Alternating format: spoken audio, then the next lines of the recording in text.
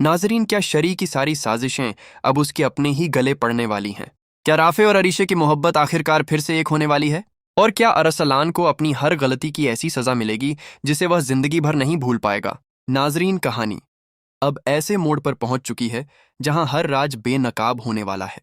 शरी अपने बेटे को बचाने और जायदाद हथियाने के लिए एक बीमार हामिद साहब से जबरदस्ती प्रॉपर्टी के पेपर्स पर साइन करवाने की कोशिश करती है, लेकिन उसे अंदाजा नहीं होता कि अब उसकी हर चाल उसी पर भारी पड़ने वाली है।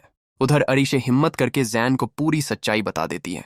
वह एक एक करके सारी गलतफहमियों का पर्दाफाश करती है और बताती है कि कैसे शुरू से ही शरी ने हर रिश्ते को तोड़ने की साजिश रची थी। जैन को एहसास हो जाता है कि वह भी इस खेल का हिस्सा बन चुका था। वह बिना देर किए राफे के पास पहुंचता है और सारी हकीकत बयान कर देता है। शुरू में राफे किसी की बात मानने से इनकार कर देता है, लेकिन जब उसे सबूत मिलते हैं तो उसके पैरों तले जमीन खिसक जाती है। उसे एहसास होता है कि उसने अपनी जिंदगी की सबसे बड़ी गलती कर दी। इसी दौरान एक खुशखबरी पूरे खानदान में फैल जाती है। अरीशे एक प्यारे से बेटे को जन्म देती है। यह खबर सुनकर राफे खुद को रोक नहीं पाता और अस्पताल पहुंच जाता है। बच्चे को देखकर उसकी आंखों में पछतावे के आंसू आ जाते हैं। वह अरीशे से अपनी हर गलती की माफी मांगता है और एक मौका देने की दरख्वास्त करता है। अरीशे शुरुआत में साफ इनकार कर देती है।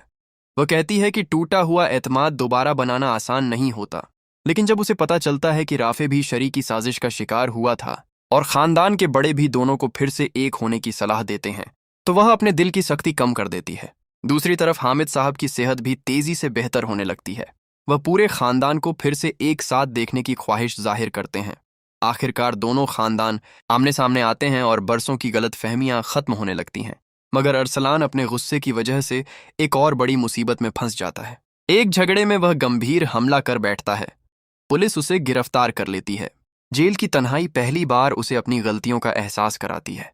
जब शरी उससे मिलने आती है तो अरसलान अपनी मां को ही अपनी बर्बादी का जिम्मेदार ठहराता है। आखिरकार कानूनी कार्रवाई के बाद उसे जमानत मिल जाती है। वह अपने वालिद से माफी मांगता है और नई जिंदगी शुरू करने के लिए बैरूनी मुल्क जाने का फैसला कर लेता है। उधर सुफियान को भी अपनी वालिदा की तमाम साजिशों का पता चल जाता है। हामिद साहब आखिरकार सुफियान और जायशा के रिश्ते को कबूल कर लेते हैं और दोनों की शादी सादगी से हो जाती है। आखिर में राफे और अरीशे अपने बेटे के साथ नई जिंदगी की शुरुआत करते हैं, लेकिन शरी का अंजाम सबसे दर्दनाक साबित होता है। हर अपना उससे दूर हो जाता है। उसका जहनी तवाजुन बिगड़ जाता है और उसे मेंटल हॉस्पिटल में दाखिल करा दिया जाता है। वहीं हामिद साहब जायदाद का इंसाफ के साथ बंटवारा करते हैं और अरसलान को भी उसकी जरूरत के मुताबिक हिस्सा दे देते हैं। नाजरीन, इस कहानी का सबसे बड़ा पैगाम यही है कि झूठ और साजिश कुछ वक्त के लिए कामयाब जरूर हो सकते हैं, लेकिन आखिर में जीत हमेशा सच, सब्र और मोहब्बत की ही होती है। जो लोग दूसरों के लिए गड्ढे खोदते हैं, एक दिन खुद उसी में गिर जाते हैं।